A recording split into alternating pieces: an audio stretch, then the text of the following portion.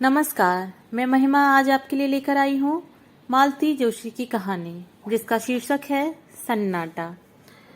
ये कहानी अगर आपको अच्छी लगे तो वीडियो को लाइक, चैनल को सब्सक्राइब और इसे अपने दोस्तों और जानकारों में शेयर जरूर कीजिएगा। तो चलिए इस छोटी सी कहानी की शुरुआत करते हैं। दर्पण के सामने देर तक बैठने के बाद भी उसका मन नहीं भरा। मेकअप की एक हल्की सी परत एक जादू सा कर गई थी और वह अपने ही प्रतिबिंब पर मुग्ध हुई जा रही थी। कौन कहेगा कि वह 50 को छू रही है? उसका कुछ भी तो नहीं बदला है। उम्र के साथ चेहरा थोड़ा भर गया है, बालों में इक्का दुक्का रुपहले तार झिलमिला रहे हैं, बस। पर इन बातों ने तो उसके सौंदर्य को गरिमा ही प्रदान की है। अब तो सारा दिन ही जैसे भागम भाग में बीतता है। बिंदी लगाने भर को वह आईने में झांक पाती है। नहीं तो एक समय वह भी था जब वह घंटों आईने के सामने बैठकर निहारा करती थी। उन दिनों कॉलेज भर में उसके रूप के चर्चे थे। इसी रूप जाल ने तो गिरीश को बांधा था।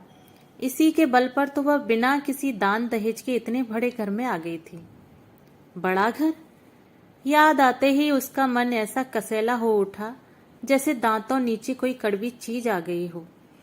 बीते दिनों की स्मृतियों ने कोई मधुर रागिनी न छेड़ी, बल्कि मन में एक टीस सी उठी।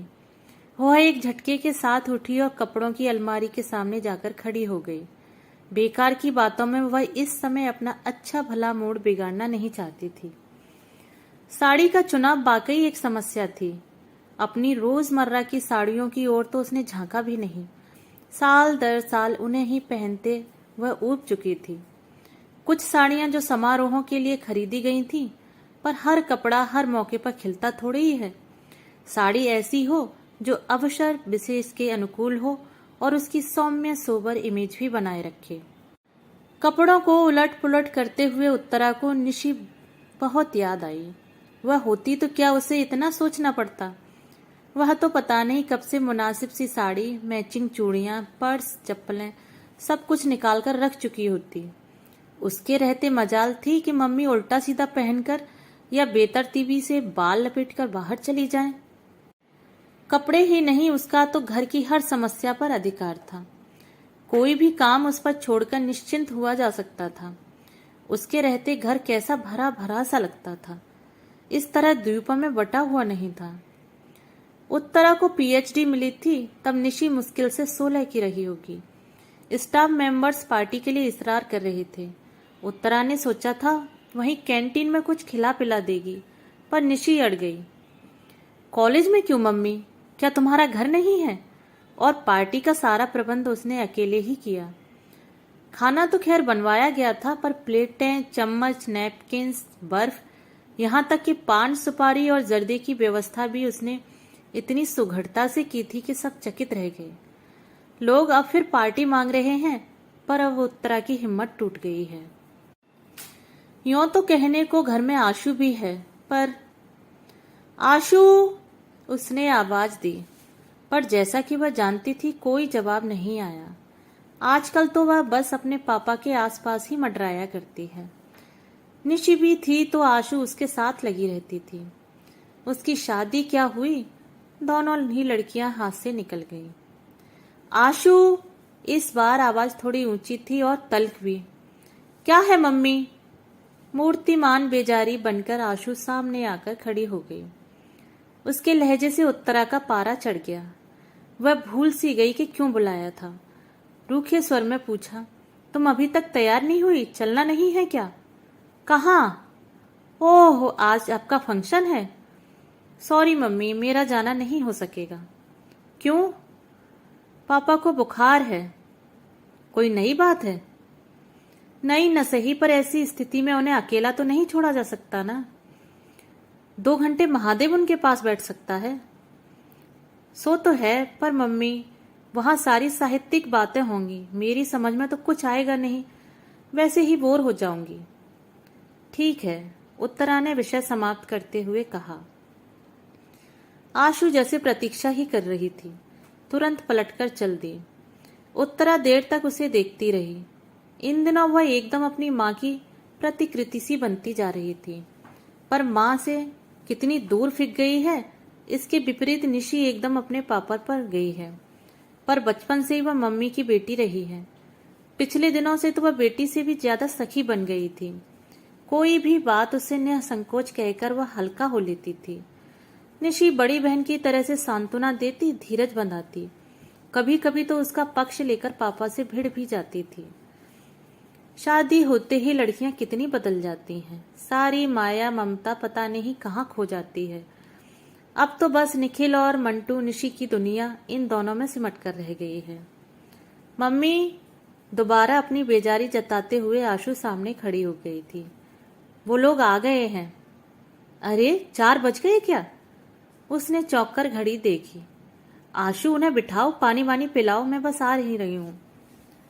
अपने को आखिरी बार आईने में देखने के लिए वह मुड़ी तो उसमें निशी का खिंचा खिंचा सा चेहरा ही परिलक्षित हुआ।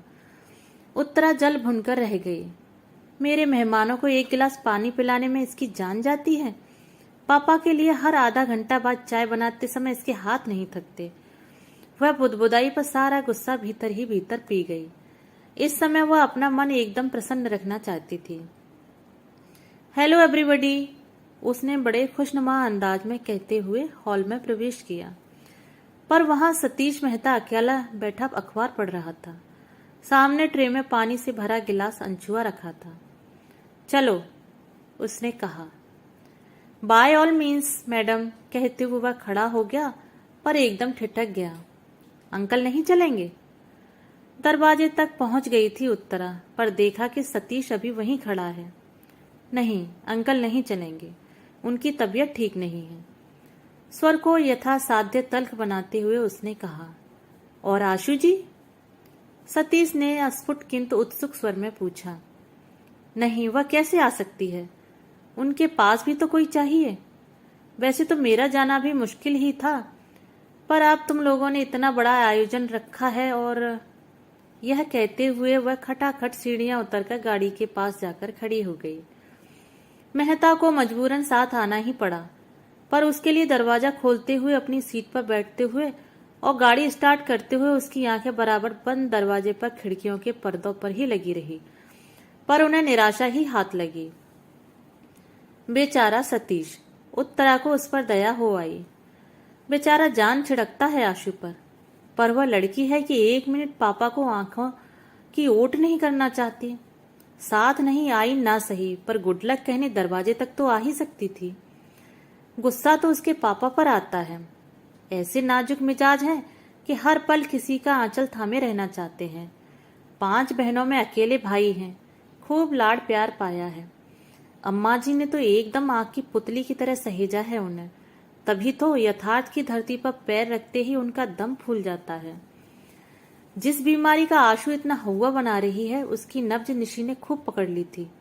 कुछ नहीं मम्मी, यह सब जॉब सिकनेस है, जिम्मेदारियों से भागने के बहाने हैं। इन्हें सारी झंझटों से मुक्ति दे दीजिए, फिर देखिए इन्हें कुछ नहीं होगा। बात एकदम सही थी।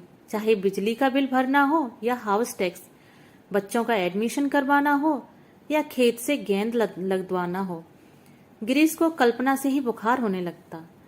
बुखार ना आता तो पीठ अकड़ जाती या सिर दर्द से फटने लगता।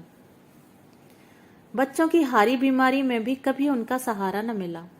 निशी की सगाई के समय तो वे अस्पताल में ही भर्ती थे। बच्चों की दादी जब तक रहीं, बेटे की बीमारी में घर सिर पर उठा लेती। उनकी इस हाय तौबा में मूल प्रश्न जाने कहाँ बिला जाता। बार बार कोसती, अकेला आदमी बेचारा कहाँ तक बोझा ढोता फिरेगा, एक लड़का ही अगर हो जाता। यह बात वे कुछ इस अंदाज में कहती मानो बेटा होता तो सीधा झूले से उतरकर बाप का हाथ बटाने पहुंच जाता। अम्मा जी की मृत्यु के बाद तो गिरीश एकदम से निराश्रित हो गए। पहले तो उन्होंने उत्तरा का सहारा लेना चाहा, पर वैसी संवेदनशील सेवा वह कैसे करती, कब करती? आखिर बच्चे भी तो उसी को पालने थे। नौकरी भी अब उसके लिए शौकिया नहीं रही थी, वह जीवन की अनिवार्य आवश्यकता बन गई थी।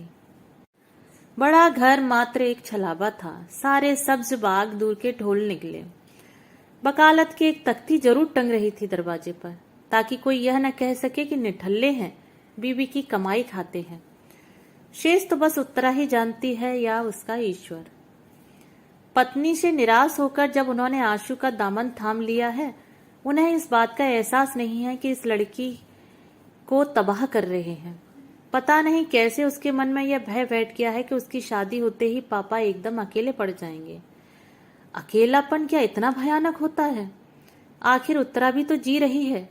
वह तो बरसों से भीड़ के बीच अकेलापन झेल रही है। उसने तो कभी शिकायत नहीं की। मैडम, वह जैसे हड़बड़ाकर तंद्रा से जागी। गाड़ी मछली की तरह फिसलती हुई कब कॉलेज पहुंच गई उसे पता ही नहीं चला। पोर्च में उसके कुछ घनिष्ठ सहयोगी और विभाग के छात्र छात्राएं स्वागत के लिए खड़े थे। गाड़ी से उतरते समय उसकी मन स्थिति बड़ी अजीब सी थी। अपने ही कॉलेज में इस तरह मेहमान बनकर आना उसे अटपटा लग रहा था। वह तो बार बार मना करती रही पर बच्चे नहीं माने। उसका गौरव, उसका सम्मान जैसे सबका हो गया था। इसे वे कैसे व्यर्थ होने देते? यह सब कुछ इतना अनपेक्षित था कि उत्तरा स्वयं हैरान रह गई थी। वर्षों के अध्ययन और परिश्रम के बाद उसने एक भारी भरकम पुस्तक लिख डाली थी, भारतीय नारी की सामाजिक चेतना, उदय और विकास। बड़ी मुश्किल से तो वह प्रकाशक जुटा पाई थी। उसने उस समय बस यही आशा की थी कि शिक्षा मंत्रालय द्वारा खरीद ली गई तो पुस्तक कॉलेज के पुस्तकालयों में पहुंच जाएगी। 4 लोग इसे पढ़ेंगे तो उसका श्रम सार्थक हो जाएगा। पर आश्चर्य, पुस्तक तो अकादमी पुरस्कार जीत लाई। उसे तो सुनकर कानों पर विश्वास ही नहीं आया था। उसके छात्र जगत में तो आनंद की लहर दौड़ गई थी। पुरस्कार समारोह तो राजधानी में अगले महीने होना था, पर उन लोगों ने कॉलेज में उससे पहले ही एक सम्मान समारोह आयोजित कर डाला। उसे हमेशा अपने विद्यार्थियों से आदर और स्नेह मिलता रहा है कि छात्र अनुशासनहीनता की पुकार मचाने वाले उसके सहयोगी अक्सर उससे ईर्ष्या करने लगते हैं। फैकल्टी का वह छोटा सा हॉल बड़े कलात्मक ढंग से सजाया गया था। हॉल में प्रवेश करते ही स्वयं प्राचार्य ने उठकर उसका स्वागत किया तो वह संकोच से गड़ ही गई। उसे पहले तो फूल मालाओं से लाद दिया गया, फिर भाषणों का दौर प्रारंभ हुआ। छात्र तो उसकी इस उपलब्धि पर गदगद थे ही, पर कुछ सहकर्मियों ने भी जब उसकी प्रशंसा के पुल बांध दिए तो उसे सुखद आश्चर्य हुआ। प्राचार्य महोदय ने भी 2 शब्द बोले। उत्तरा के कारण उनका यह कस्बाई कॉलेज देश के नक्शे पर आ गया था। प्रमुख अतिथि थे जिलाधीश महोदय। उसे सम्मान का प्रतीक वीणा पाणी की मूर्ति भेंट करते हुए उन्हें भी औपचारिकतावश स्थिति में 2 शब्द कहने ही पड़े। वह सुनती रही और सोचती रही, काश आशु यहाँ होती, उसके पापा होते। वे लोग जरा देख तो लेते कि घर के बाहर उसे कितनी इज्जत मिलती है, प्यार मिलता है। पर वे यहाँ आते ही क्यों? पत्नी की गौरव गाथा निष्प्रह भाव से सुनने की सामर्थ्य उनमें कहाँ है? तभी न बुखार हो आया हो। उस दिन जब कुछ लोग यह सुसंवाद लेकर घर पहुंचे थे, तब भी तो वे सहज भाव से उसे झेल नहीं पाए थे। कैसी रोनी सी आवाज में बोले थे, भाई हमने तो पूरी स्वतंत्रता दे रखी है। जितना समय मिलता है अपने विषय को दो, घर बार की चिंता छोड़ दो, उसे हम संभाल लेंगे। अपन कोई बड़े विद्वान नहीं है, बस इतना योगदान दे सकते हैं। उनके हर शब्द से झांकते हीनता बोध ने उसे उतना ही कचोटा जितना उनके झूठ ने। मन हुआ सबके सामने उन्हें बेनकाब कर दे, बता दे कि वे कितना घर द्वार देखते हैं, पर चुप बनी रही। कभी कभी सुखी गृहस्थी का नाटक भी कितना जरूरी हो जाता है। इस समय भी वह प्रसंग याद आते ही उसका मन फुफकार उठा। सम्मान की सारी खुशी, सारा उत्साह ठंडा पड़ गया। रात भर जागकर एक आलेख तैयार किया था, पर बोलने के लिए खड़ी हुई तो एक भी शब्द याद नहीं आया। पहली बार कागज की जरूरत महसूस हुई। सुनने वालों ने समझा भाव विह्वल हो जाने से उसकी बाड़ी अवरुद्ध हो गई है, नहीं तो वह साक्षात सरस्वती है। लौटते समय आधा दर्जन लोग साथ थे। फूल मालाएं और भेंट सामग्री उन्हीं के हाथ में थी। दरवाजा वैसा ही बंद था। चलते समय न तो किसी ने विदा किया था, न वहां अब कोई स्वागत में खड़ा था। अब चलेंगे मैडम, किसी ने कहा तो लगा मन पर हथौड़ी की चोट पड़ी है। इतने बड़े हंगामे के बाद ये लोग उसे एकदम अकेला करके चले जाएंगे। कल्पना से ही वह सिहर उठी। ऐसे कैसे चले जाओगे? उसने कहा, एक एक कप कॉफी तो पीते जाओ। और फिर उस दरवाजे की घंटी को जोर से दबा दिया। इतने जोर से कि उसकी आवाज से सन्नाटे की धज्जियां उड़ गईं। कहानी सुनने के लिए धन्यवाद।